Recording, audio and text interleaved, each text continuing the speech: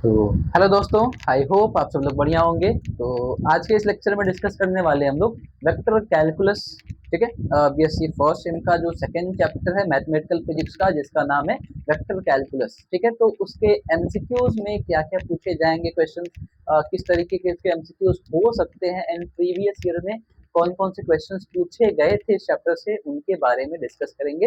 And कुछ numerical points के बारे में भी डिस्कस करने वाले हैं इस चैप्टर में। ठीक है, इससे पहले मैं आपको बता दूं भैया, इससे पहले हम लोगों ने वेक्टर अलजेब्रा वाला चैप्टर कवर अप कर लिया है। अगर आपने वो लेक्चर नहीं देखा है तो लेक्चर का लिंक आपको डिस्क्रिप्शन बॉक्स में मिल जाएगा, आप उसको जाके एक बार जरूर देख सकते हो। और दूसरी बात, अगर आपने इस चैप्टर्स के लेक्चर्स नहीं देखे हैं, ठीक है, वेक्टर कैलकुलस के चैप्टर का लेक्चर नहीं देखा है, तो उसका भी प्लेलिस्ट आपको डिस्क्रिप्शन बॉक्स में मिल जाएगा। क्योंकि आपको अगर टॉपिक्स के बारे में पता नहीं होगा तो एमसीक्यूज करना आपके लिए थोड़ा मुश्किल सा हो जाएगा, क्योंकि आपको फॉर्मूलेस कैसे अप्लाई करना है, फॉर्मूला होता कैसे है, उन सब के बारे में हमने अलग अलग लेक्चर्स में डिस्कशन करा है अच्छे से। प्रॉपर एक वीडियो बनाया है हम लोगों ने। ठीक है, तो अगर आपको चाहिए तो आपको लिंक डिस्क्रिप्शन बॉक्स में मिल जाएगा, उसका प्लेलिस्ट ही मिल जाएगा।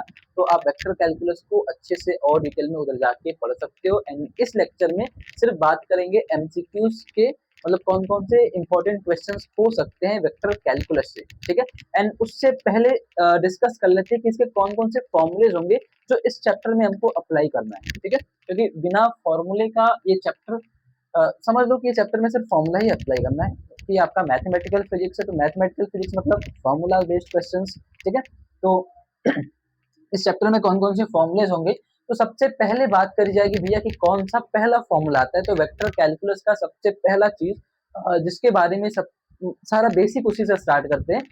वेक्टर के बारे में तो आप जानते हो, ठीक है, कि वेक्टर जो एक ऐसा क्वांटिटी होता है जिसके पास में कह सकते हो मैग्नीट्यूड होता है एंड डायरेक्शन होता है। ठीक है, तो वेक्टर के बाद दूसरी चीज आती है डेल ऑपरेटर की। इस चैप्टर में जो सबसे मेन पॉइंट है ना, जो सबसे तगड़ा वाला पॉइंट है, जिसके बारे में आपको एकदम श्योरली नॉलेज होना चाहिए, वो है डेल ऑपरेटर। तो भैया डेल ऑपरेटर सबसे पहले बात करेंगे। इसमें जो फर्स्ट टॉपिक हमारी होगी, मतलब जो पहला फॉर्मूला होगा वो होगा डेल ऑपरेटर का।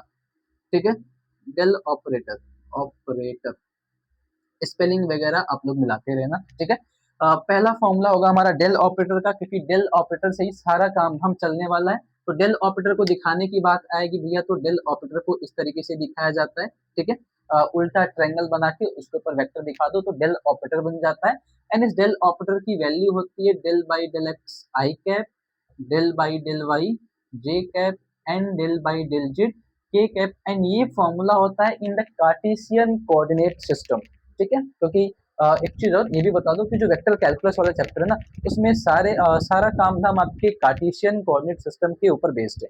ठीक है, तो ये सब कुछ कार्टेशियन कोऑर्डिनेट सिस्टम के अंदर होता है। तो डेल ऑपरेटर की वैल्यू होगी कार्टेशियन कोऑर्डिनेट सिस्टम में del by del x i cap, del by del y j cap, and del by del z के कैप। ये फर्स्ट फॉर्मूला है।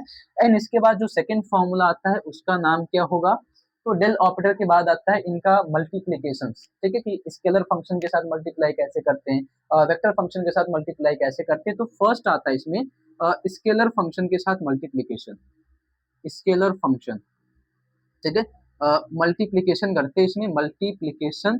तो मल्टीप्लीकेशन में फर्स्ट आता है कि किसी स्केलर फंक्शन के साथ जब डेल ऑपरेटर का मल्टीप्लाई करते हो, तो जब किसी स्केलर फंक्शन, सपोज करो आपके पास में ये एक फंक्शन है, एक स्केलर फंक्शन है। ठीक है, ये एक स्केलर फंक्शन है एफ नाम का। जब इसका डेल ऑपरेटर के साथ में आप मल्टीप्लाई करते हो तो इसको कहा जाता है भैया ग्रेडियंट ऑफ एफ। ठीक है, डेल ऑपरेटर का जब किसी स्केलर फंक्शन के साथ में मल्टीप्लाई करते हो तो उसको कहा जाता है ग्रेडियंट ऑफ द फंक्शन। ठीक है, एंड वो चीज आपको एक वेक्टर क्वांटिटी देके जाता है। जब किसी स्केलर फंक्शन को, देखो ये फंक्शन को इसमें मल्टीप्लाई करोगे ना, तो आपको एक वेक्टर फंक्शन मिलके जाता है। ठीक है, तो ये चीज हमको एक वेक्टर क्वांटिटी देती है। इधर लिख लेना, it gives a vector quantity. चाहो तो लिखना हो तो लिख सकते हो, कोई प्रॉब्लम वाली बात नहीं है। सेकेंड, इसका सेकेंड फॉर्मूला होता है कि आप इसको किसी वेक्टर फंक्शन के साथ मल्टीप्लाई करते हो तो क्या क्या वैल्यूज मिल सकती हैं।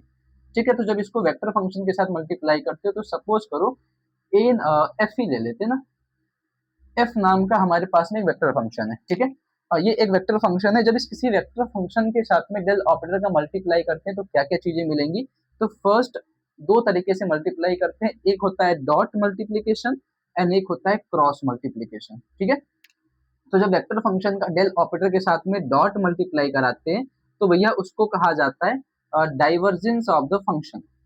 ठीक है, डेल ऑपरेटर का जो वेक्टर फंक्शन के साथ में डॉट मल्टीप्लीकेशन करवाते हैं तो उसको कहा जाता है डाइवर्जेंस ऑफ द फंक्शन। ठीक है, एंड जब क्रॉस मल्टीप्लीकेशन करवाते हैं तो उसको कहा जाता है भैया कर्ल ऑफ द फंक्शन। ठीक है, curl of the vector function, तो उसको डेल क्रॉस एफ लिखा जाता है वेक्टर फंक्शन के साथ में। जब क्रॉस प्रोडक्ट करवाते हैं तो कर्ल ऑफ द फंक्शन मिलता है, ये मल्टीप्लीकेशन करवाते हैं। इसके बाद चले तो अगला फॉर्मूला जो इसमें मिलता है हमको वो होता है लाइन इंटीग्रल का। ठीक है, लाइन इंटीग्रल का, इंटीग्रल, तो अभी अगला फॉर्मूला होता है लाइन इंटीग्रल का। तो लाइन इंटीग्रल के बारे में भी हमने डिस्कस करा था कि जब आपको लाइन इंटीग्रल की वैल्यू निकालनी पड़ती है, मतलब किसी लाइन का इंटीग्रेशन करना होता है, उसको लाइन इंटीग्रल कहते हैं। ठीक है, तो लाइन इंटीग्रल का फॉर्मूला होता है एफ डॉट डी एल करके, कि अगर आपके पास में कोई वेक्टर फंक्शन है, उस वेक्टर फंक्शन का आपको लाइन इंटीग्रल निकालना है, तो ये फॉर्मूला होता है ऑफ द कर्व, जिस कर्व का लाइन इंटीग्रल आपको निकालना होता है उसका फॉर्मूला होता है एफ डॉट डीएल करके। एंड डीएल की जो वैल्यू होती है भैया, देखो एफ तो वेक्टर फंक्शन होगा जो कि आपको क्वेश्चन में गिवन होगा, एंड डीएल की वैल्यू होती है d x i cap d y j cap and d z के कैप। एंड चाहो तो इसको डी एल या फिर डी आर भी करके लिखा जाता है। ठीक है, तो अलग अलग जगह पे अलग अलग फॉर्मेट में इनको यूज करा जाता है क्योंकि ये डमी वेरिएबल्स। अच्छा एक चीज और बता दूं, ये जो डीएल लिखा है ना मैंने, डीएल एंड एफ, इनको ना डमी वेरिएबल्स कहा जाता है, डमी वेरिएबल्स, है ना, डमी वेरिएबल्स। अब डमी वेरिएबल्स क्या होते हैं पता है?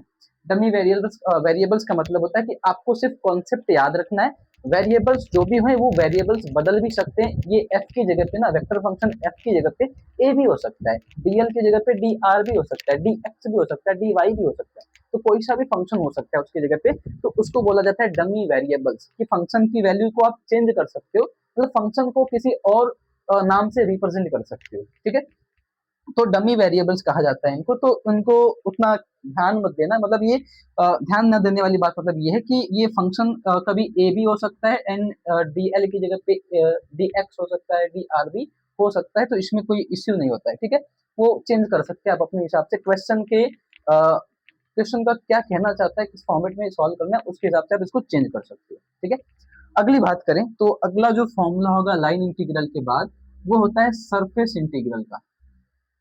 ठीक है, सरफेस इंटीग्रल, तो भैया सरफेस इंटीग्रल एंड उसके बाद आपको मिलेगा वॉल्यूम इंटीग्रल। ठीक है, चलो, तो सरफेस इंटीग्रल को कैसे दिखाते हैं, वॉल्यूम इंटीग्रल को कैसे शो करते हैं? तो सरफेस इंटीग्रल का मतलब होता है सरफेस का इंटीग्रल, किसी अंडर किसी क्या कहते हैं, कोई कर्व आपके पास में। ठीक है, उस कर्व का अगर आपको एरियाज वगैरह निकालना हो कि उस कर्व ने कितना एरिया कवर अप करके रखा है, उसका आपको इंटीग्रल निकालना हो, तो सिंपल आप क्या करते हो, वेक्टर फंक्शन है, ठीक है, वेक्टर फंक्शन के साथ में ये डबल इंटीग्रेशन लगाया जाता है। ठीक है, जब आप सरफेस इंटीग्रल करते हो ना तो double integration of the function लिखा जाता है एंड उसके साथ में डीएस करा जाता है। तो ये इस तरीके से सरफेस इंटीग्रल की वैल्यूज को कैलकुलेट आउट करा जाता है। अब ये अलग अलग थ्योरम्स में इसको अलग अलग तरीके से लिखा जाता है। ठीक है, एंड ये डीएस जो होता है, इसमें जो डीएस लिखा गया है भैया, ये डीएस को ऐसे लिखा जाता है डीएक्स एंड डीवाई। ये रिक्वायरमेंट होती है क्वेश्चन की, आपके क्वेश्चन किस एक्सिस में रिप्रेजेंट करी गई, एक्स वाई में रिप्रेजेंट करा है तो एक्स वाई यूज करते हैं, वाई जेड में रिप्रेजेंट है तो वाई जेड के लिए यूज करते हैं, जेड एक्स में है तो जेड एक्स यूज करते हैं। तो ये डीएस की वैल्यू क्वेश्चन के हिसाब से चेंज हो सकती है। ठीक है, बस फर्क इतना रहेगा कि उसमें डबल इंटीग्रेशन आपको करना पड़ेगा। ठीक है, एंड वॉल्यूम के केस में आपको ट्रिपल इंटीग्रेशन करना पड़ता है एंड फंक्शन की जो भी वैल्यूज होंगी, ठीक है, तो फंक्शन के साथ में ऐसा डीवी करके दिखेगा आपको। चलो लिखने के लिए मतलब एज ए एग्जाम्पल लिख रहा हूँ, फंक्शन होगा आपके पास में एंड फंक्शन का आपको डीवी निकालने के लिए बोलेगा। ठीक है, फंक्शन है एंड फंक्शन का डीवी निकालो। ठीक है, तो इस तरीके से आप फंक्शंस का डीवी निकालोगे एंड डीवी का मतलब होता है भैया d x d y and d z. आपको तीन तीन वेरिएबल्स के साथ में इंटीग्रेशन करना पड़ेगा। ये वाली क्वांटिटीज ना हर थियरम्स के हिसाब से बदल भी सकती है। ये थियरम्स के हिसाब से ना f dot d s, f dot d v, ये मैंने जस्ट एग्जांपल के लिए दिया है। ये क्वेश्चंस के हिसाब से थियरम्स के हिसाब से चेंज भी हो जाएगी। ठीक है, तो इस पे ये मत करना कि नहीं एफ क्रॉस हो सकता, क्रॉस भी हो सकता, कभी कभी ना ये क्रॉस के फॉर्मेट में भी तुमको दिख जाएगा, डाइवर्जेंस के फॉर्मेट में भी दिख जाएगा। तो इस चीज से माइंड मत करना कि ये फंक्शन डॉट में लिखा गया, ये फंक्शन कुछ भी हो सकता है, डाइवर्जेंस ऑफ द फंक्शन हो सकता है, कर्ल ऑफ द फंक्शन हो सकता है, मतलब कुछ भी हो सकता है। ठीक है, तो मोटा मोटा बात ये कि सरफेस इंटीग्रल में आपको डबल इंटीग्रेशन करना पड़ता है एंड वॉल्यूम इंटीग्रेशन में आपको ट्रिपल इंटीग्रेशन करना पड़ता है एंड लाइन इंटीग्रल में आपको सिर्फ एक बार इंटीग्रेशन करना पड़ता है। ठीक है, एंड इसके बाद अगला जो फॉर्मूला आता है वो सबसे इंपॉर्टेंट फॉर्मूला कह सकते हो। फॉर्मूला होता है आपके पास में लाइन इंटीग्रल के बाद में ग्रीन्स थ्योरम, ठीक है, ग्रीन्स थ्योरम।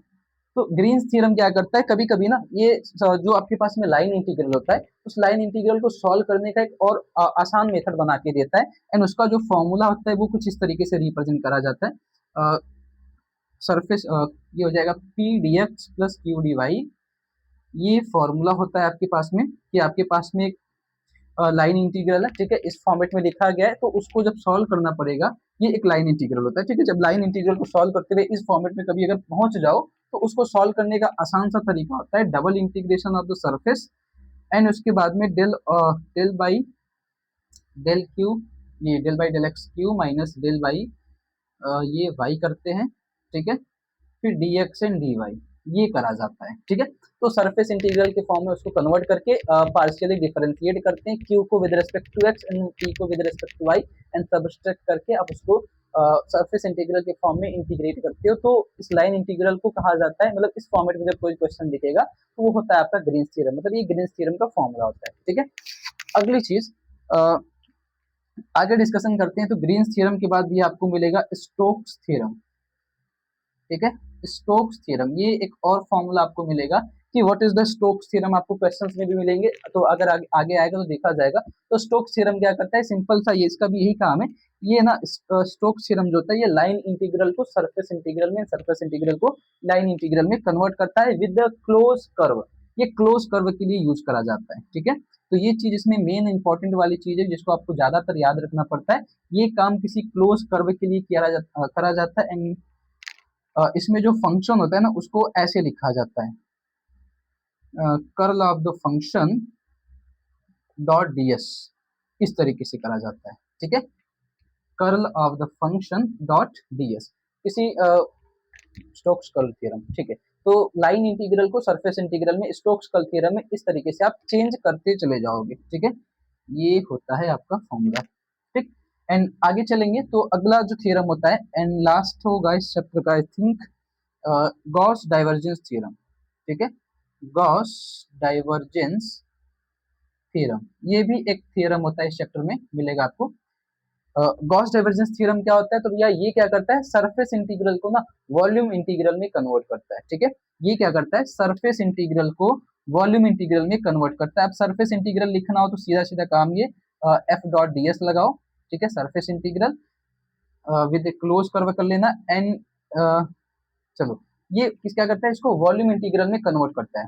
तो डाइवर्जेंस ऑफ द फंक्शन लिखेंगे एंड डीवी करा जाता है, ठीक है, divergence of the function and d v and ये होता है ट्रिपल इंटीग्रेशन के साथ में, ठीक है भैया, ये वॉल्यूम इंटीग्रल में कन्वर्ट करता है, ठीक। तो गॉस डाइवर्जेंस थ्योरम क्या करता है, सरफेस इंटीग्रल को वॉल्यूम इंटीग्रल में कन्वर्ट करता है। किसी भी वेक्टर फंक्शन का पहले डाइवर्जेंस निकालोगे, उसके बाद उसके वॉल्यूम इंटीग्रल से उसको साथ में मल्टीप्लाई करो, उसके साथ में उसका इंटीग्रेशन करो, सॉल्व करो। तो ये फॉर्मुलेज होते हैं। अब मोटा मोटा फॉर्मूला जो था इस चैप्टर के कि वेक्टर कैलकुलस में, ये सारे फॉर्मुलेज आपको देखने को मिलता है, ठीक है। तो इन फॉर्मुलेज को नोट करिए, फिर हम लोग चलते हैं क्वेश्चन की तरफ कि अब इन फॉर्मुलेस के बेसिस पे कौन कौन से क्वेश्चंस पूछे जाते हैं, इनके जो थियरीज होती है उन थियरीज के बेस पे भी कौन कौन से क्वेश्चन पूछे जाएंगे, ठीक है। तो आपको याद होगा कि पिछली बारी मैंने एक सीरीज के बारे में बताया था आपको, उसी सीरीज से फिर अगला क्वेश्चन करने वाले हैं। तो अगला जो चैप्टर है, मतलब ये जो चैप्टर हमारा, उसी सीरीज के क्वेश्चन को हम लोग अप्लाई करेंगे, ठीक है। तो क्वेश्चन प्रैक्टिस करेंगे, चलिए इसको नोट करिए फिर आगे चलते हैं।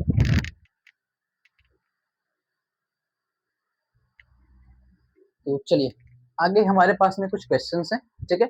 इन क्वेश्चंस को हमको सॉल्व आउट करना है कि इनके आंसर्स क्या क्या हो सकते हैं। तो फर्स्ट क्वेश्चन हमारे पास में चेक करा जाए कि if phi is a scalar field then grad phi क्या होगा। अच्छा मैं ये भी बता दूं कि कुछ क्वेश्चंस मैं आपको कराऊंगा, सॉल्व कराऊंगा इसमें, ठीक है। एंड कुछ क्वेश्चंस आपको प्रैक्टिस के लिए दूंगा क्योंकि बहुत सारे कमेंट्स आते रहते हैं कि कुछ प्रैक्टिस के लिए क्वेश्चन दे दीजिए सर, तो आपको कुछ क्वेश्चंस प्रैक्टिस के लिए भी दूंगा, तो उनको आपको अपने से सॉल्व करना रहेगा। एंड जो क्वेश्चंस मैं करा रहा हूँ उसके अलावा भी आप चाहो तो क्वेश्चंस अपने बुक से, अगर आपकी बुक में दिया है, आपके पास में कोई और सोर्स है तो आप उससे कोई क्वेश्चंस अटेम्प्ट करना चाहो तो कर सकते हो, कोई प्रॉब्लम वाली बात नहीं है। नहीं आएगा तो आप उसको कमेंट में कर सकते हो, आप उसको पूछ भी सकते हो, ठीक है। चलो स्टार्ट करते हैं हम लोग। क्वेश्चन फर्स्ट है हमारा कि if phi is a scalar field then grad phi क्या होगा। कह रहा है कि हमारे पास में एक स्केलर फील्ड है, ठीक है, स्केलर फंक्शन है फाई, फाई नाम का एक स्केलर फंक्शन है। तो जब उसका ग्रेडियंट निकालते हो तो क्या मिलेगा, तो जब ग्रेडियंट ऑफ द फंक्शन करते हैं, ठीक है, तो अगर आपको याद हो भैया, तो ग्रेडियंट ऑफ द फंक्शन क्या होता है, एक वेक्टर क्वांटिटी देके जाता है। कैसे, ग्रेडियंट क्या होता है, del by del x i cap, gradient of the function क्या करते हैं, डेल ऑपरेटर के साथ में स्केलर फंक्शन का मल्टीप्लीकेशन। तो ये हो गया हमारे पास में डेल ऑपरेटर, ठीक है, डेल बाई डेल जेड, ठीक है, ये तो डेल ऑपरेटर है। एंड इसके साथ में जब स्केलर फंक्शन का मल्टीप्लाई करोगे, कह रहा है कि फाई हमारे पास में स्केलर फंक्शन, हम लोग एफ लेके चलते हैं, ए लेके चलते हैं, बी लेके चलते हैं, तो वो कह रहा है कि फाई नाम का एक स्केलर फंक्शन है, इसको डेल ऑपरेटर के साथ में मल्टीप्लाई कराओगे तो ये ग्रेडियंट ऑफ द फाई देगा तुमको, ठीक है, ये क्वांटिटीज मिलेंगी। तो अब इसको सॉल्व करोगे तो क्या आंसर आएगा, तो स्केलर फंक्शन से जब मल्टीप्लाई करते हैं तो सीधा सीधा ये फॉर्मूला बनता है del by del x i cap, del five by del y j cap and del five by del z के कैप, ये फॉर्मूला बनता है सिंपल, ठीक है। एंड ये जो फॉर्मूला बनता है, मतलब जो कैलकुलेट करते हो तो एक वेक्टर क्वांटिटी बन के आती है, ठीक है, हमारे पास में ना एक वेक्टर क्वांटिटी बन के आती है, उसको सॉल्व करने पे। तो gradient of the scalar function को जब सॉल्व करा जाता है, ठीक है, तो हमको एक वेक्टर फंक्शन ही मिलता है। तो पूछ क्या रहा है तुमसे, ऑप्शन दिया कि ग्रेडियंट ऑफ द फाई निकालोगे तो क्या मिलेगा, scalar vector zero non none of this, ठीक है। तो क्या मिलेगा भैया, तो सीधी सीधी बात है, आप इसको सॉल्व करोगे तो एक वेक्टर फंक्शन देके जाएगा, ठीक है। ये पहली क्वेश्चन थी हमारे पास में। अगला क्वेश्चन क्या कह रहा है हमारे पास में, expansion of the grad phi, इस ग्रेड फाई का एक्सपेंशन बता दो। तो जस्ट अभी निकाले ग्रेडियंट ऑफ द फाई का एक्सपेंशन क्या होगा, del phi by del x i cap, del phi by del y j cap and del phi by del z के कैप। तो चेक कर लो कौन से ऑप्शन में मैच कर रहा है। तो जस्ट उसी के नीचे देखो option number B, I cap del five by del X, J cap del five by del Y, K cap del five by del Z, this is the expansion of gradient of five. तो gradient of five का expansion करोगे तो भैया ये आपको quantity मिलेगी, ठीक है। अगले क्वेश्चन की तरफ बढ़ते तो थर्ड क्वेश्चन हमारे पास में, the value of d by d t A dot B, A dot B को मतलब ए एंड बी नाम का कोई वेक्टर क्वांटिटी होगा, उस वेक्टर क्वांटिटी को आपको क्या करना है, डॉट प्रोडक्ट करवाना है एंड उसके बाद में उसको डिफरेंशिएट करना है, ये कह रहे हैं, मतलब ए डॉट बी एंड उसको डिफरेंशिएट करके बताओ कौन सा वाला ऑप्शन सही है, कौन सा वाला ऑप्शन सही है, ठीक है। तो सिंपल सा कहानी है भैया, इसको बनाओ फर्स्ट फंक्शन, इसको बनाओ सेकंड फंक्शन, मल्टीप्लीकेशन का डेरिवेशन का मल्टीप्लीकेशन फॉर्मूला यूज करो, फर्स्ट फंक्शन का डेरिवेशन, है ना, मतलब फर्स्ट फंक्शन को छोड़ो सेकंड का डेरिवेशन करो एंड सेकंड फंक्शन को छोड़ो फर्स्ट का डेरिवेशन करो, ये फॉर्मूला होता है। ऐसे ही करते हैं ना कि फर्स्ट फंक्शन सेकंड का derivation plus second function first का डेरिवेटिव, ये करते हैं तो ये बनेगा हमारे पास में इसका डेरिवेटिव, ठीक है, इसका डेरिवेटिव हमारे पास में ये बनेगा। अब ऑप्शन में मिला लो कौन सा वाला ऑप्शन सही है, फर्स्ट तो नहीं है, सेकंड तो नहीं है एंड थर्ड में बराबर है, ठीक है। तो थर्ड ऑप्शन जो होगा इसका भैया एकदम करेक्ट है, इसके हिसाब से एकदम मैच कर रहा है, ठीक है। अभी तो फिलहाल बेसिक क्वेश्चन चल रहा है, अभी बाद में पता चलेगा कि कैसे कैसे क्वेश्चन आने वाले हैं, तो नॉर्मली चला रहा हूँ अभी, कुछ थोड़ा क्या कहते हैं अटैचमेंट क्वेश्चन से होने स्टार्ट हो तो फिर पता चलेगा। अगला क्वेश्चन है आपके लिए, ये होमवर्क वाला क्वेश्चन है, ठीक है, ये आप अटेम्प्ट करोगे। क्वेश्चन है कि find the scalar and vector, आपके पास में ये कुछ क्वांटिटीज दे के रखा है, ठीक है, इन क्वांटिटीज में से आपको स्केलर फंक्शन कौन सा होगा, वेक्टर फंक्शन कौन सा होगा, ये आपको चेक करके बताना है। इसलिए मैंने इसको दिया है क्योंकि लास्ट टाइम ना जब मैंने एग्जाम दिया था तो मेरे एग्जाम में ये वाली क्वांटिटीज को देके ना पूछा था, इलेक्ट्रोस्टैटिक पोटेंशियल से पूछा था कि ये कौन सा वाला फंक्शन है, ये वेक्टर फंक्शन है कि स्केलर फंक्शन है, ठीक है। एक नंबर के क्वेश्चन में आया था कि इलेक्ट्रोस्टैटिक पोटेंशियल डिफाइन करो और ये बताओ ये कौन सा वाला फंक्शन, मतलब कौन सी क्वांटिटी है ये, ठीक है। तो ये आपको बताने के लिए क्या करना होगा, तो इसलिए मैंने इसको दिया है कि आपके पास में ये सारी क्वांटिटीज है, इन क्वांटिटीज में से आपको चेक करना है कौन सा वाला स्केलर फंक्शन है, कौन सा वाला वेक्टर फंक्शन। तो ये पहला electric field, magnetic field, velocity in a given fluid, ठीक है, electrostatic potential, magnetic potential and temperature in a medium, ठीक है। तो इन क्वेश्चंस में से आपको छांटने कौन से स्केलर वाला है कौन सा वेक्टर वाला है, ये काम आपका है, ठीक है। और आई होप आप उसको आसानी से कर भी लोगे, ठीक है, ज्यादा प्रॉब्लम नहीं होगा। अगला जो फॉर्म क्वेश्चन है हमारे पास में, divergence of a vector function क्या होगा, वेक्टर फंक्शन का डाइवर्जेंस जब निकालते हैं तो क्या हो सकता है, ठीक है। तो ऑप्शन दिया है पॉजिटिव और नेगेटिव, पॉजिटिव आंसर आ सकता है, नेगेटिव आंसर आ सकता है, ठीक है। हाँ आता है, पॉजिटिव आता है, नेगेटिव भी आता है एंड पूछ रहा है फिर पॉजिटिव एंड जीरो, तो पॉजिटिव तो आता है, जीरो भी आता है, तो पॉजिटिव एंड जीरो भी हो सकता है। ये भी याद रखना कि जब किसी वेक्टर फंक्शन का डाइवर्जेंस निकालते हो तो आंसर जीरो भी आ सकता है, इसमें कोई प्रॉब्लम वाली बात नहीं, आंसर जीरो भी आ सकता है। तो पूछ रहा है ऑलवेज पॉजिटिव होगा एंड द लास्ट पूछ रहा है पॉजिटिव, नेगेटिव एंड जीरो कौन सा होगा। तो भैया divergence of the vector function जब निकालते हो किसी भी वेक्टर फंक्शन का, ठीक है, तो वो पॉजिटिव भी हो सकता है, नेगेटिव भी आ सकता है एंड जीरो भी आ सकता है, कोई प्रॉब्लम वाली बात नहीं है। तो ऑप्शन जो होगा हमारे पास में करेक्ट वाला ये होगा option number D, positive, negative and zero. तो divergence of a vector function निकालोगे तो वो पॉजिटिव के फॉर्मेट में भी हो सकता है, नेगेटिव फॉर्म में भी हो सकता है एंड जीरो के फॉर्म में भी हो सकता है। ठीक है, तो ये क्वेश्चंस थे अभी फिलहाल के 5, इनको नोट करो फिर आगे चलते हैं हम लोग। ठीक है,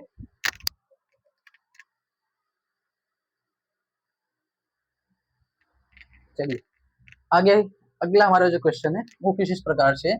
फर्स्ट क्या है उसमें, मतलब अगला जो क्वेश्चन है उसमें कह रहा है डाइवर्जेंस ऑफ वेक्टर आर क्या होता है। ठीक है, आपके पास में वेक्टर आर नाम का एक फंक्शन है, उसका डाइवर्जेंस बताना है कि इनमें से कौन सा वाला ऑप्शन सही है। तो पहली बात, आर होता क्या है।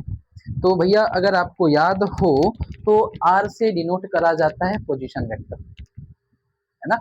आर से डिनोट करा जाता है पोजीशन वेक्टर। तो वेक्टर आर जो होता है भैया वो होता है पोजीशन वेक्टर एंड उसका जो फॉर्मूला होता है x i cap y j cap and z के कैप। सिंपल फॉर्मूला ये होता है पोजीशन वेक्टर का।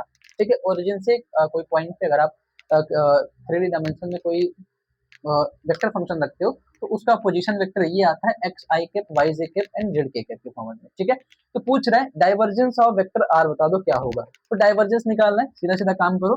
डाइवर्जेंस ऑफ वेक्टर आर, अच्छा, डाइवर्जेंस ऑफ वेक्टर आर निकालने के लिए बोला है। तो डाइवर्जेंस ऑफ द फंक्शन क्या होता है, तो किसी भी वेक्टर फंक्शन का जब डॉट मल्टीप्लीकेशन करते हैं डेल ऑपरेटर के साथ में, वो होता है divergence of the vector function. अब डेल ऑपरेटर क्या होता है, तो डेल ऑपरेटर की वैल्यू होती है del by del x i cap, del by j cap, del by del z के कैप। ये होता है del operator and dot product करवाना है आपके किससे, x i cap y j cap and z के कैप। इनका डॉट प्रोडक्ट करवाना है, डाइवर्जेंस ऑफ द फंक्शन निकल के आ जाएगा। ठीक है, तो अब डॉट प्रोडक्ट में क्या करते हैं, आई का आई के साथ मल्टीप्लाई, जे का जे के साथ में, के के साथ में करते हैं। तो आई का आई के साथ में करोगे भैया तो del by del x x मिलेगा, जे का जे में करोगे तो del by del y y मिलेगा एंड के का के में करोगे del by del z z मिलेगा। ठीक है, ये सॉल्यूशन आएगा एंड इनको सिंप्लीफाई करोगे तो सीधा सीधा पता चल रहा है 1, इसको सिंप्लीफाई करोगे 1, जेड के रेस्पेक्ट में डिफरेंशिएट करना है पार्शियली तो 1 आएगा। तो इनकी वैल्यूज हो जाएंगी टोटल मिला के 3। तो the answer is the third 3, है ना। थर्ड इसका ऑप्शन नंबर सी जिसका वैल्यू है 3, ये वाला ऑप्शन आपका सही होगा। ठीक है, तो पूछा था आपके पास में एक पोजीशन वेक्टर है, उस पोजीशन वेक्टर का जब आप डाइवर्जेंस निकालते हो तो कितना वैल्यू आता है, तो पोजीशन वेक्टर का डाइवर्जेंस निकालने क्या आता है 3, सिंपल केस में। ठीक है, अगली बात है, अगला जो क्वेश्चन है पूछ रहा है if electrostatic potential energy of A charge q at a point is u, the force F is कितना होगा। कि आपके पास में एक इलेक्ट्रोस्टैटिक पोटेंशियल है, मतलब इलेक्ट्रोस्टैटिक पोटेंशियल एनर्जी है। तो पोटेंशियल एनर्जी मतलब कह रहा है कि इलेक्ट्रिक फील्ड है, इलेक्ट्रिक फील्ड में पोटेंशियल एनर्जी है। तो आपने 12th क्लास में पढ़ा होगा, कौन से चैप्टर में मैं बताऊं, तो आपको पोटेंशियल वाले चैप्टर में ही मिला होगा। पोटेंशियल ऑफ द कोई फंक्शन इलेक्ट्रॉन्स होगा, है ना, चार्ज का पोटेंशियल निकालना। तो चार्ज का पोटेंशियल देके कह रहा है, पूछ रहा है कि इलेक्ट्रोस्टैटिक फील्ड है उसमें पोटेंशियल एनर्जी को U से दिखाया जाता है एंड चार्ज Q। तो Q चार्ज का पोटेंशियल एनर्जी किसी भी पॉइंट पे इलेक्ट्रिक फील्ड में दिया है, U होता है। तो ऑप्शन बता दो उसका फोर्स क्या होगा। तो फोर्स डिफाइन करने का क्या तरीका है इसमें, तो सीधा सीधा याद रखने वाली जो बात है ये क्वेश्चन आपके थर्ड सेम में पूछा जाएगा। ये थर्ड सेम में पूछना चाहिए था इसको, बट ग्रेडियंट का है तो कोई प्रॉब्लम वाली बात नहीं है। तो ग्रेडियंट के केस में ये इसका आंसर होता है। माइनस का ग्रेड यू निकालोगे ना किसी भी पोटेंशियल एनर्जी का, ग्रेड यू का माइनस करोगे तो आपको फोर्स का वैल्यू निकल के आता है। ये क्वेश्चन इसको पूछना चाहिए था एक्चुअली थर्ड सेमेस्टर में।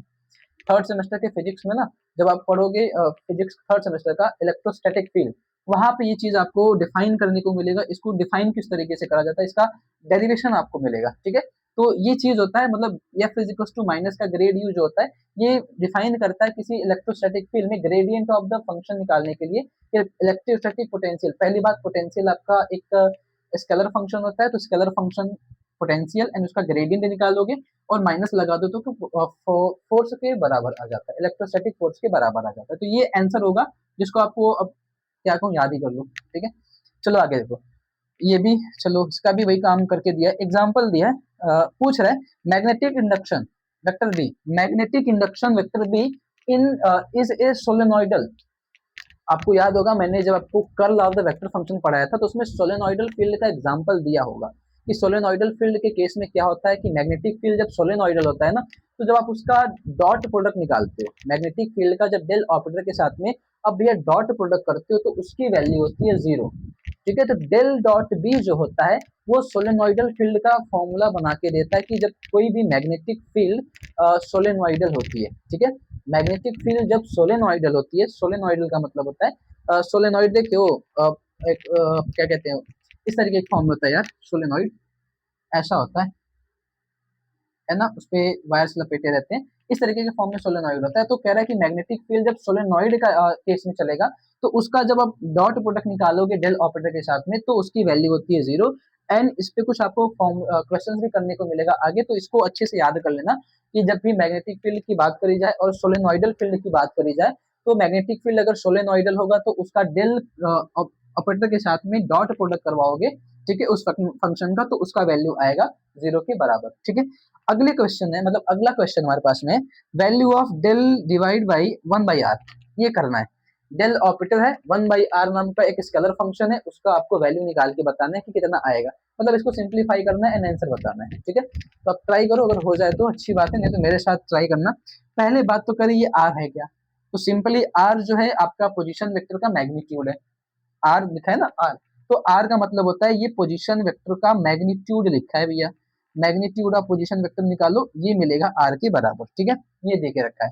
तो अब ये वैल्यू कैसे आएगी, तो पहले आपको पता है पोजीशन वेक्टर होता है x i cap y j cap and z के कैप के फॉर्मेट में, उसका मैग्नीट्यूड निकालने का मतलब हो जाएगा अंडर रूट में आई कैप की वैल्यू का स्क्वायर, जे कैप की वैल्यू का स्क्वायर एंड जेड के कैप की वैल्यू का स्क्वायर, तो जेड स्क्वायर, ये मैग्नीट्यूड बनेगा। मतलब आर की वैल्यू इतनी बनेगी, भाई होती इतनी है, बनेगी क्या, तो इसको ऐसे भी चाहो तो लिख सकते हो x square plus y square plus z square के पावर में 1/2 करके, ये बनेगी आपकी आर की वैल्यू। एंड आपको करना क्या है, डेल ऑपरेटर के साथ में 1/r करना है, तो 1/r निकाल लेते हैं। ठीक है, इनका तो कोई काम नहीं है, डेल ऑपरेटर बाद में चाहिए होगा हमको ना। चलो 1/r करना है भैया, चलिए देखते हैं 1/r क्या होता है। तो 1/r क्या हो जाएगा, 1/r करने का मतलब ये नीचे आएगा तो ये हो जाएगा x square plus y square plus z square की पावर में माइनस का 1/2, ये बनेगा सिंपल फॉर्मूला। ठीक है, 1/r की वैल्यू इतनी बनेगी x square plus y square plus z square की पावर में माइनस 1/2।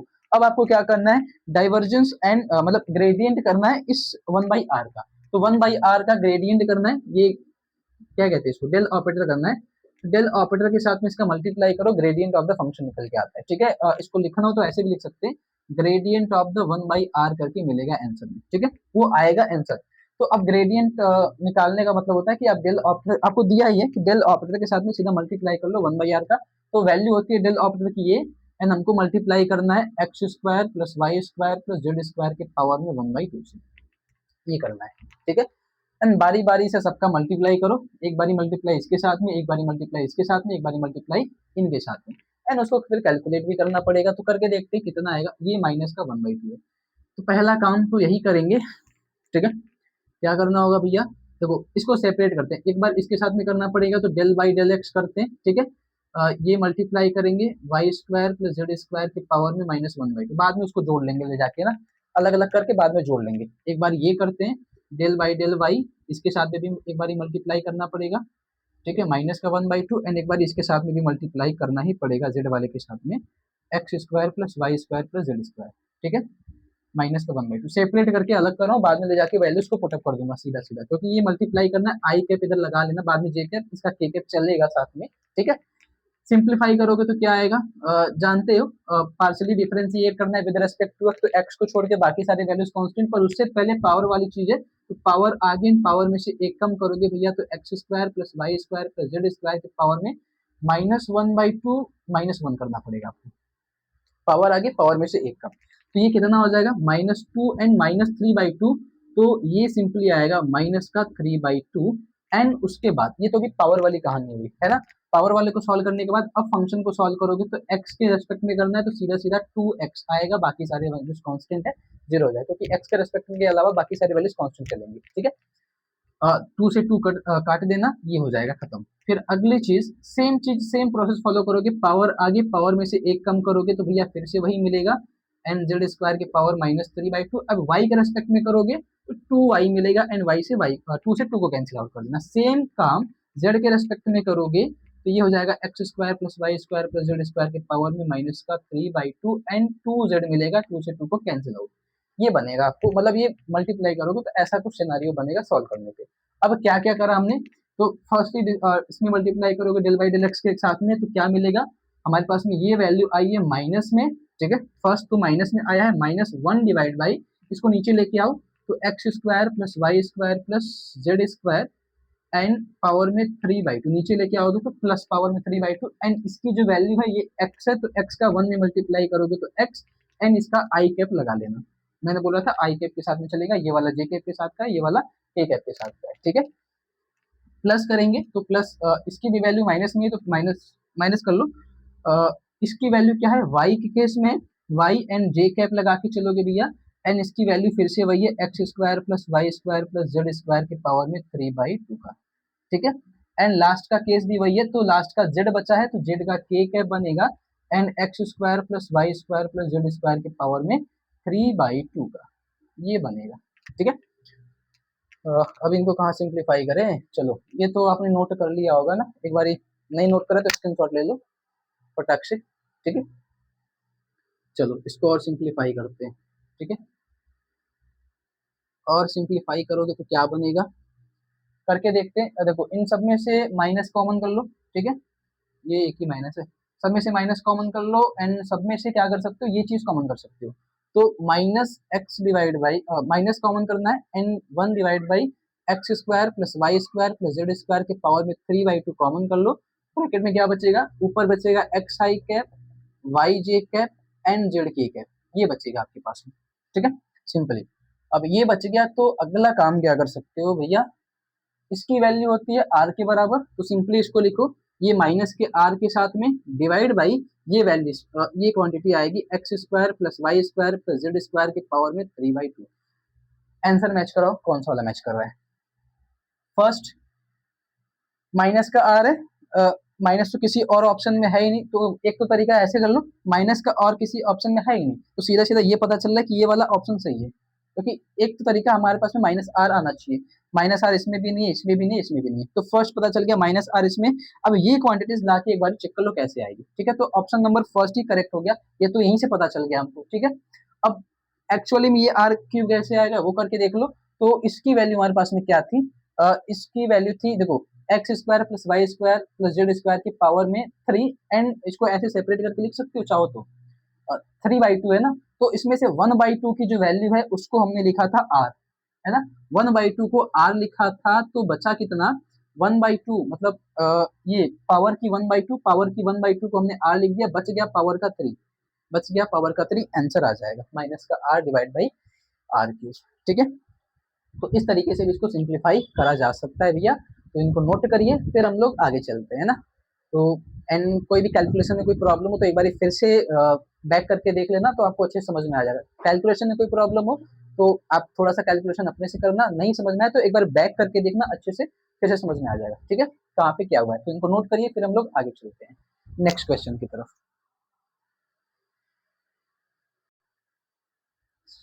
चलिए आगे डिस्कस करेंगे, ठीक है। तो अगला जो क्वेश्चन हमारे पास में वह पूछ रहा है कि gradient of R dot are कितना होता है, ठीक है, gradient of R dot are is कितना होगा, इनमें से ऑप्शन कौन सा वाला करेक्ट है।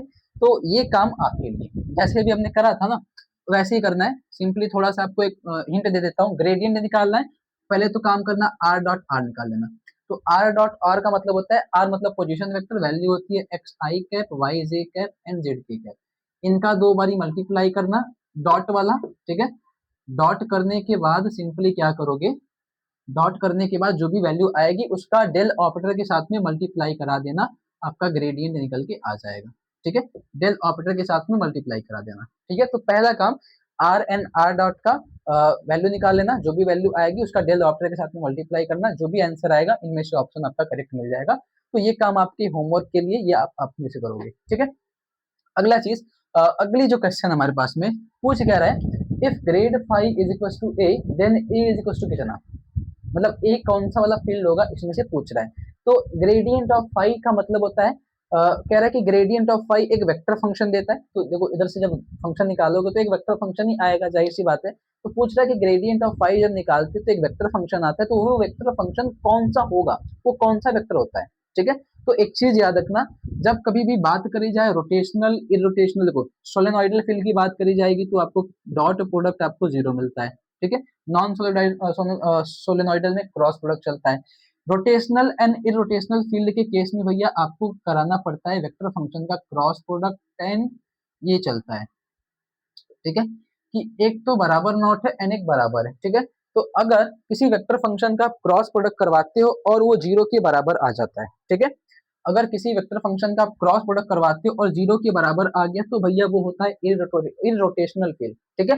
एंड सेम चीज चलता है आपके ग्रेडियंट के केस में, कि आप जब ग्रेडियंट ऑफ द फंक्शन निकालते हो तो वो जो फंक्शन होता है ना, gradient of the vector function निकालते हो, gradient of the scalar function निकालते हो, तो ग्रेडियंट ऑफ स्केलर फंक्शन निकालते हो जिस भी फंक्शन का, तो जो भी आपके पास में एक नया फंक्शन आता है, सपोज आपने इसका ग्रेड फाइव आपके पास में स्केलर फंक्शन, उसका आपने ग्रेडियंट निकाला, तो जो भी वेक्टर आएगा वो जो वेक्टर होता है वो यही वाला वेक्टर होता है, ठीक है। तो उसका कहने का मतलब ये होता है कि आप जब कभी भी किसी वेक्टर फंक्शन का ग्रेडियंट निकालो, gradient of five and vector function आए, तो उसका सिंपल सा मतलब ये होता है कि वो इररोटेशनल वेक्टर के बारे में पूछ रहा है आपसे, मतलब वो चीज होती है इररोटेशनल वेक्टर, ठीक है, वो इररोटेशनल वेक्टर होता है। दूसरी बात, इररोटेशनल वेक्टर का दूसरा केस होता है कि डेल क्रॉस ए अगर जीरो है तो वो इररोटेशनल फील्ड होगा, ठीक है। अगर डेल क्रॉस ए जीरो है भैया तो वो क्या होगा, इररोटेशनल फील्ड होगा, ठीक है। अगली बात, जो बच गया रोटेशनल के केस में, तो रोटेशनल के केस में ये होता है कि डेल क्रॉस ए जीरो कभी भी नहीं मिलेगा। अगर डेल क्रॉस ए जीरो मिल गया तो भैया रोटेशनल फील्ड है, ठीक है। डेल क्रॉस ए अगर जीरो नहीं मिला तो रोटेशनल, जीरो मिल गया तो इरोटेशनल फील्ड। एंड ग्रेडियंट के हिसाब से पूछे तो ग्रेडियंट ऑफ द फंक्शन निकालोगे, स्केलर फंक्शन, और वो वेक्टर क्वांटिटी आ गई तो वो वेक्टर क्वांटिटी जो होगी वो भैया क्या होगी, वो इरोटेशनल वेक्टर होगा, ठीक है। वो क्या होता है, वो इरोटेशनल वेक्टर होता है। तो ऑप्शन नंबर बी जो था आपका वो करेक्ट आंसर होगा, कि पूछा क्या था कि ग्रेडियंट ऑफ द फाई निकाला गया है आपके पास में एंड वो एक स्केल वेक्टर फंक्शन के फॉर्मेट में है, तो पूछा था कि वेक्टर ए है क्या, तो वेक्टर ए जो होता है वो इरोटेशनल वेक्टर होता है, कि इरोटेशनल वेक्टर का जब आप ग्रेडियंट निकालते हो तो वो डेल ऑपरेटर के साथ में क्रॉस करवाते हो तो भैया वो जीरो आता है, ठीक है। ये सिनारियो बनता है आपके इरोटेशनल वेक्टर के केस में। फर्स्ट की आपसे अगर ये भी पूछ सकता है कि डेल क्रॉस ए करोगे जीरो तो क्या होगा, तो इरोटेशनल तब भी बता सकते हो। ग्रेडियंट ऑफ फाई निकाल के वेक्टर फंक्शन आता है तब भी आप बता सकते हो कि वो इरोटेशनल फंक्शन है, ठीक है। अगला जो क्वेश्चन है हमारे पास में, if the line integral of a vector field over a close path is zero then vector field क्या होगा। पूछ रहा है कि लाइन इंटीग्रल किसी क्लोज पाथ के लिए जीरो आता है। लाइन इंटीग्रल क्या होता है भैया, तो कोई वेक्टर फंक्शन होगा उसके साथ में ये डीएल करते हैं, ठीक है। एंड क्लोज कर्व के लिए बोला है ना, तो क्लोज कर्व, तो ये होता है line integral for a close curve. तो अगर ये निकाल के पूछ रहा है कि अगर इसकी वैल्यू जीरो आ गई तो कौन सा वाला फील्ड होगा, ये पूछा है। Line integral depends on path, close path is zero, तो पूछ रहा है कि कौन सा वाला पाथ होगा। तो फर्स्टली कंजर्वेटिव फील्ड क्या होता है, नॉन कंजर्वेटिव फील्ड क्या होता है, पहले तो ये चेक करते हैं। तो कंजर्वेटिव फील्ड में आपको याद होगा कि ये पाथ डिपेंडेंट होता है एंड लाइन इंटीग्रल जो होता है वो पाथ डिपेंडेंट होता है, ठीक है। लाइन इंटीग्रल पाथ डिपेंडेंट होता है, फाइनल पॉइंट क्या है, इनिशियल पॉइंट क्या है, वहां से वहां के बीच का आपको लेंथ निकालना पड़ता है, ठीक है। आपका रास्ता कुछ भी हो, कोई फर्क नहीं पड़ता। नॉन कंजर्वेटिव फील्ड क्या है, इसमें आपको पाथ डिपेंड करवाना पड़ता है, ये पाथ डिपेंडेंट होता है, आप किस रास्ते से जा रहे हो वो चेक करता है, ठीक है। कंजर्वेटिव फील्ड पाथ इंडिपेंडेंट होता है, मतलब ये पाथ पे डिपेंड नहीं करता, ये फाइनल और इनिशियल पॉइंट पे चेक करता है। नॉन कंजर्वेटिव फील्ड पाथ पे डिपेंड करता है, और आपका जो लाइन इंटीग्रल होता है ये भी आपका पाथ पे डिपेंड नहीं करता है, ये फाइनल और इनिशियल पॉइंट पे डिपेंड करता है। तो जो एक्चुअल आंसर होगा आपका कंजर्वेटिव फील्ड, ठीक है। तो जो लाइन इंटीग्रल होता है भैया, लाइन इंटीग्रल आपका एक कंजर्वेटिव फील्ड होता है, ठीक है।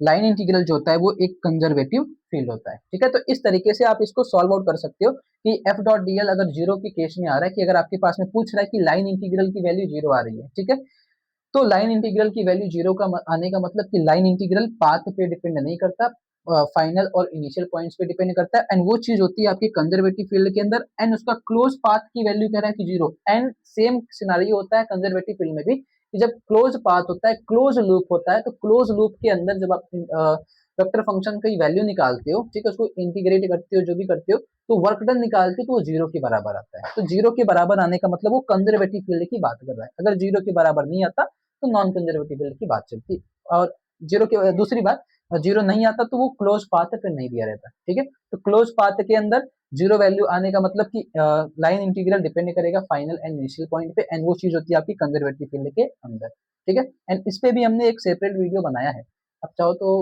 जाके देख सकते हो चैनल पे, ठीक है। चलो अगला क्वेश्चन है, Laplacian operator is defined as. Laplacian operator क्या होता है भैया? ऑप्शन है del square del dot del, एक चीज और दिया है, क्या दिया है भैया? A and B both and none. वाह, अच्छा दिया है, चलो ठीक है।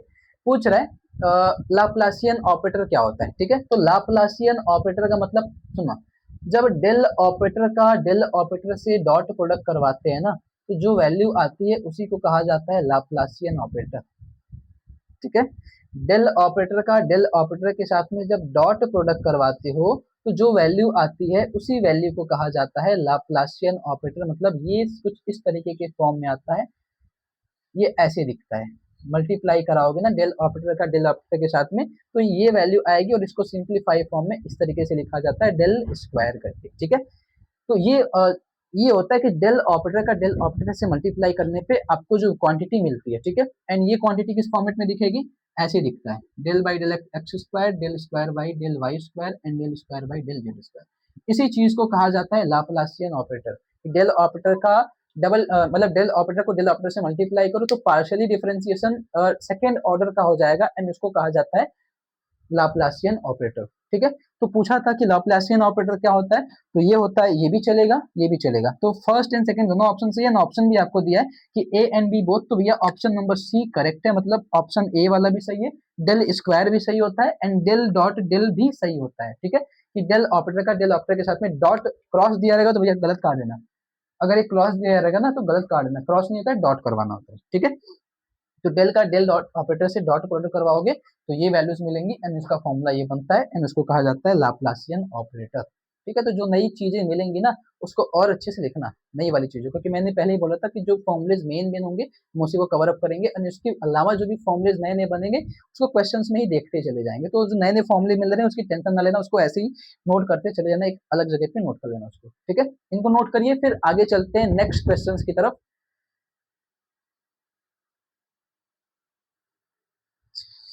चलिए और आगे सिंप्लीफाई करेंगे, तो और हमारे पास में क्या क्या क्वेश्चन है उनको देखते हैं, ठीक है। तो अगला क्वेश्चन है द गॉस डाइवर्जेंस थ्योरम। ये गॉस डाइवर्जेंस थ्योरम है, ठीक है। ये जो है ना, ये गॉस डाइवर्जेंस थ्योरम है। Gauss divergence theorem, the volume integral of the divergence of a vector function field A over volume change into. कहने का मतलब ये है कि जो गॉस डाइवर्जेंस थ्योरम होता है उसमें जो वॉल्यूम इंटीग्रल होता है वो चेंज होता है, तो किस में चेंज होता है, वॉल्यूम इंटीग्रल किस में चेंज होता है वो पूछ रहा है।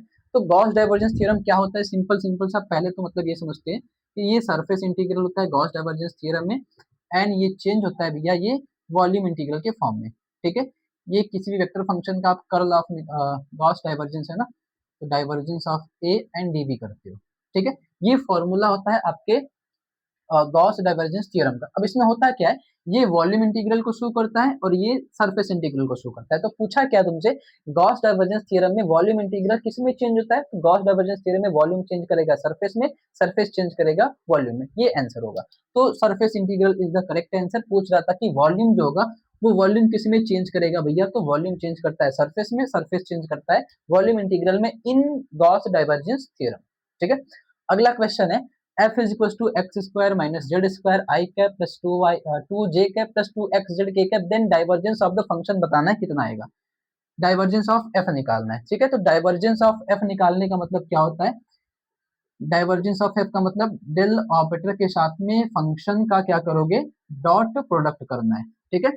डेल ऑपरेटर के साथ में फंक्शन का डॉट प्रोडक्ट करोगे एंड आंसर क्या आएगा करके चेक करते हैं। तो del operator del by del x i cap, del by del y j cap, del by del z के कैप, ठीक है।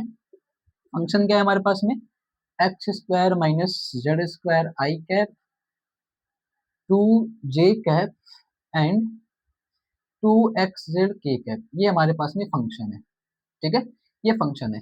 अब आई का आई के साथ में जानते डॉट प्रोडक्ट ऐसे करवाते हैं ना, आई का आई के साथ में, तो आई का आई के साथ में करवाओगे भैया तो एक्स स्क्वायर माइनस का जेड स्क्वायर, ठीक है।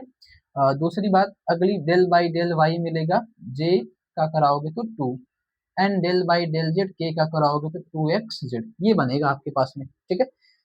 अगला काम सिंप्लीफाई करो, x के रेस्पेक्ट में करोगे तो 2x, 2 का करोगे तो 0, एंड इसका करोगे तो z के रेस्पेक्ट में करना है तो 2x कांस्टेंट हो जाएगा, z का वैल्यू आएगा 1, एंड इसको सिंप्लीफाई करोगे तो भैया आएगा 4x, ठीक है। तो option number C is the correct answer. ये तो अपने से भी कर सकते थे यार, मैंने छुट्टी कर दिया है ना, डाइवर्जेंस निकालना है, चलो ये काम अपने से करना है। ये अगला क्वेश्चन है ना, ये gradient of the scalar function करना, ये काम तुम्हारा है, ये कर लोगे, हाँ अब तो कर ही लोगे।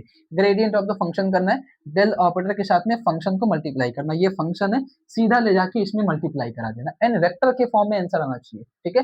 Del operator scalar function multiply कराओगे, वेक्टर के फॉर्मेट में आंसर आएगा, तो वेक्टर के फॉर्म में भी आंसर दिया है, ये काम तुम्हारा है, अपने से करोगे, ठीक है।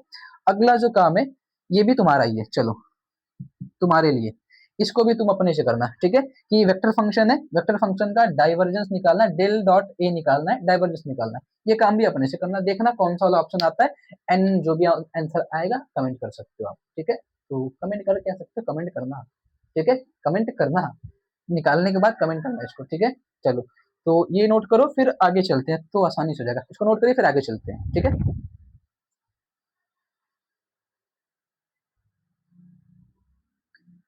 चलिए अगला जो क्वेश्चन है हमारे पास में उसके बारे में डिस्कस करते हैं, ठीक है। अगला क्वेश्चन है, a vector A is equal to X plus 3y I cap, 2y plus 3z J cap, and X plus A Z के कैप, ठीक है। ये ए जेड है, is a solenoidal vector, then value of A पूछ रहा है ये जो फंक्शन आपके पास में ये एक सोलेनोइडल फंक्शन है, ठीक है, सोलेनोइडल वेक्टर है, तो पूछ रहा है कि ए की वैल्यू बता दो। तो अगर सोलेनोइडल वेक्टर हो तो आपको याद है कि डॉट प्रोडक्ट करवाओगे फंक्शन का तो भैया उसकी वैल्यू आएगी 0। वेक्टर फंक्शन का डेल ऑपरेटर के साथ में डॉट प्रोडक्ट कराओगे, अगर वो सोलेनोइडल फंक्शन है तो उसकी वैल्यू कितनी आएगी 0। तो अब अगला काम क्या है, इस वेक्टर फंक्शन का डॉट प्रोडक्ट करवा दो डेल ऑपरेटर के साथ में, तो डेल ऑपरेटर के साथ में कराओगे तो ये आई का आई के साथ में होगा, है ना, तो ये हो जाएगा x plus 3y, N plus करोगे जे का जे के साथ में del by del y, 2y plus 3z, and plus del by del z, x plus A z is equal to 0। ये तो मैं सोच रहा था तुमको अपने छोड़ दो करने के लिए, फिर सोचा नहीं करवा देता हूँ एक बारी, क्या पता अटक जाओ। ये करना है, ठीक है। इसको सिंप्लीफाई करोगे, एक्स के रेस्पेक्ट में करोगे कितना आएगा भैया 1, ठीक है।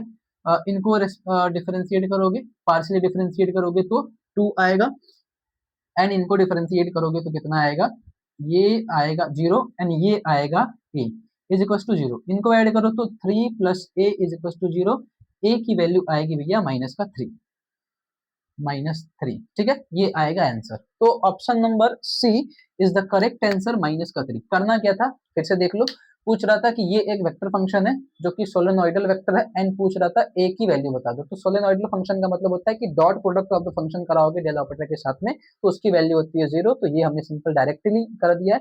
डॉट प्रोडक्ट करवाने का मतलब आई का आई से कराओ, जे का जे के साथ, के का के से कराओ, तो वक्त ही जाने आए, है ना। तो सिंपली ये वैल्यूज आएंगी, उसको 0 के बराबर करोगे, कैलकुलेट करोगे तो आंसर आएगा -3। चाहो तो उसको अपने से भी सिंप्लीफाई कर लेना एक बारी।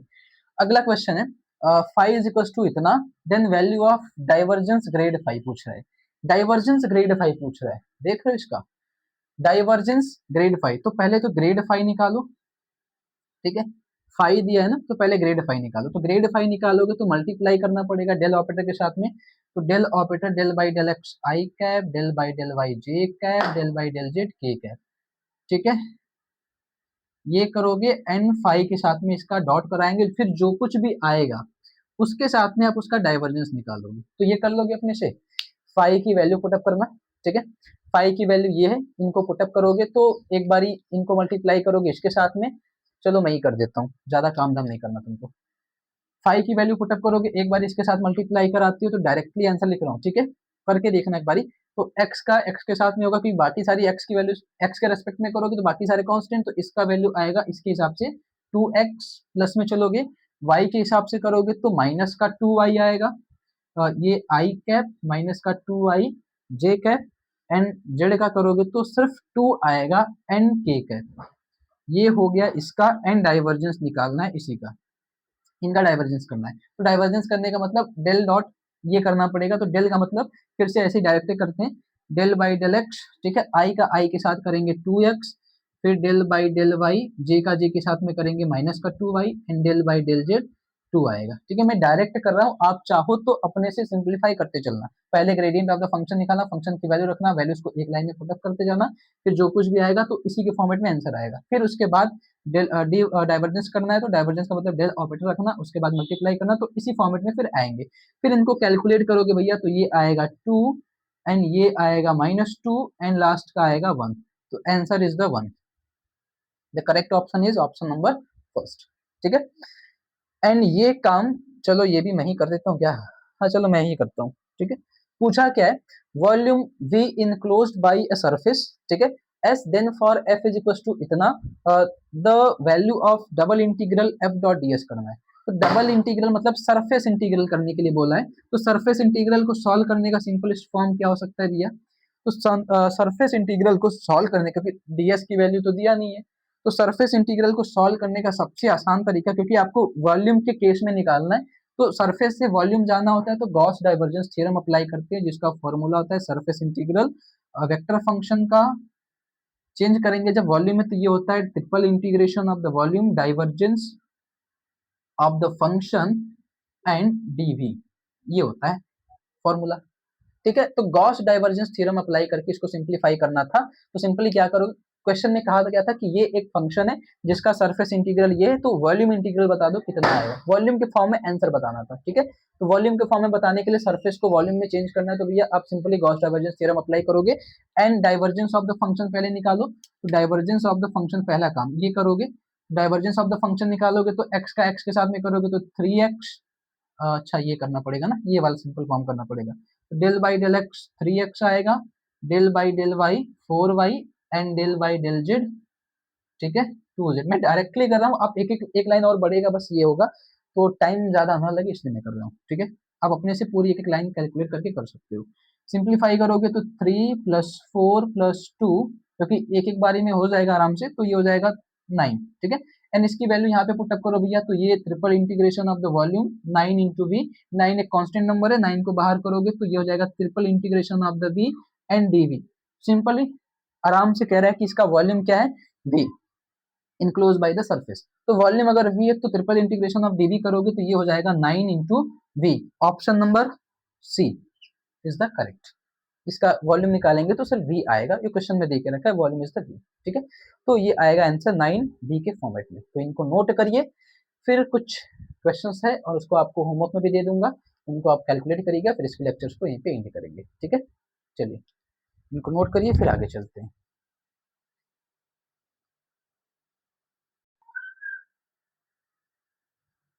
चलिए आगे देखते। अगला क्वेश्चन है, ए वेक्टर इज इतना, ठीक है, the value of divergence at point is, पूछ रहा है कि आपके पास में एक वेक्टर फंक्शन है इतना है, ठीक है, उसका आपको वैल्यू पूछ रहा है, मतलब डाइवर्जेंस ऑफ द फंक्शन पूछ रहा है एट पॉइंट 2 -1 1। तो पहला काम तो आपको वेक्टर फंक्शन दिया है, उसका डाइवर्जेंस निकालो, तो डाइवर्जेंस निकालने का मतलब डेल डॉट ए करने को कह रहे हैं। ठीक है, ये होगा आपका डाइवर्जेंस ऑफ द फंक्शन। तो ये करने के लिए सिंपली आप डेल बाई डेल एक्स करोगे, ठीक है, इसके साथ में तो एक्स क्यूब जेड प्लस में डेल बाई डेल वाई करोगे, ये डाइवर्जेंस का केस चल रहा है, क्रॉस का केस नहीं चल रहा है। ये होगा 3y² z² and del by del z चलेगा माइनस का 4xy z²। ठीक है, ये क्वेश्चन हमारे पास में है, इसको जब डाइवर्जेंस का निकालोगे डेल ऑपरेटर के साथ में एक मल्टीप्लाई करोगे तो सिंपली ये फॉर्मेट में आंसर्स आएंगे, एंड इसको कैलकुलेट करोगे तो ये x के रेस्पेक्ट में करोगे तो कितना आएगा भैया 3x² ठीक है, क्योंकि x के रेस्पेक्ट में करना है, मल्टीप्लाई के केस में तो कांस्टेंट टर्म बाहर करोगे, पॉजिटिव होता तो जीरो हो जाता, y के रेस्पेक्ट में करोगे इंटीग्रेट तो थ्रू ये हो जाएगा 6 and Y z² and last वाले करोगे तो माइनस में आएगा, एंड z के रेस्पेक्ट में करना है तो 4 दूना 8 एक्स एंड वाई, ये आएगा आपका डाइवर्जेंस ऑफ ए, ये इतना आएगा। ठीक है, अब कह रहा है कि एट पॉइंट 2 -1 1 पे निकाल के बताओ, तो एट पॉइंट 2 -1 1 पे करके चेक करो, तो 3 इंटू एक्स की वैल्यू 2 का स्क्वायर इंटू जेड की वैल्यू 1, 6 -1 इंटू 1 का स्क्वायर प्लस में माइनस में 8 × 2 × 1 ये करना है, -1 करना है। ठीक है, वैल्यूज को पुटअप करेंगे जिस पॉइंट पे दिया, तो एक्स वाई जेड की वैल्यूज को पुटअप करेंगे एंड वैल्यू पुटअप करने के बाद सिंप्लीफाई करेंगे तो 4, तो ये हो जाएगा 12। ठीक है, इनको सिंप्लीफाई करेंगे तो -6 एंड इसको सिंप्लीफाई करेंगे तो 8 दूना 16। ये कितना हो जाएगा भैया, इसको माइनस कर लो तो 16 + 6 कितना हो जाएगा 22। ठीक है, तो आंसर कितना आएगा 22। तो एट पॉइंट पूछा था इतने पे, तो पॉइंट नहीं पूछता तो इतना आंसर होता, पॉइंट पे पूछा था तो पॉइंट पे आंसर आएगा 22। इसके बाद ये वेक्टर फंक्शन दिया है, पूछ रहा है कि r डॉट डी आर करना है, ये करके आना अपने से, ये होमवर्क कर लेना। ठीक है, r dot D R simple क्या करना है, r की वैल्यू तुमको दिया है, डॉट करना है, dr करना है, मतलब dr मतलब ये dx I cap dy j cap and dz k cap, ये dr की वैल्यू होगी। ठीक है, डॉट प्रोडक्ट कर लेना, फिर इसको इसमें रख के इंटीग्रेट कर लेना, आंसर आ जाएगा। ठीक, अगला काम सुनो। नहीं आएगा तो फिर बताना, मैं तो हुई। ठीक है, नहीं आएगा तो एक तरीका और इसको करने का, जो भी आंसर आएगा इसको कैलकुलेट करने पे। ठीक है, जैसे सपोज करोगे तो डॉट प्रोडक्ट करोगे ना, तो एक्स डी एक्स आएगा, वाई डी वाई आएगा, जेड डी जेड आएगा। इसको जब डॉट प्रोडक्ट करवाओगे तो ऐसा आएगा, इनका और इनका डॉट प्रोडक्ट कराओगे तो ये आएगा। एंड करके देख लो, करके चेक कर लो भैया, x² / 2 y² / 2 z² / 2 and the values कितना आएगा, इसमें से कांस्टेंट टर्म्स को बाहर करो, 1/2 x² + y² + z² ये आएगा। एंड ऑप्शंस क्या क्या दिए हैं आपको, अच्छा पॉइंट नहीं दिया है क्या इसका, हमारे पास में क्वेश्चंस है।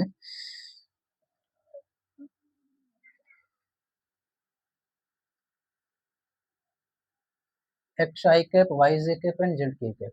ठीक है, तो डी आर की वैल्यू हमने पुटअप करी है, d x i cap d y j cap and d z के कैप एंड डॉट प्रोडक्ट करवाया तो सिंपली ये आया है हमारे पास में, x d x y d y and z d Z.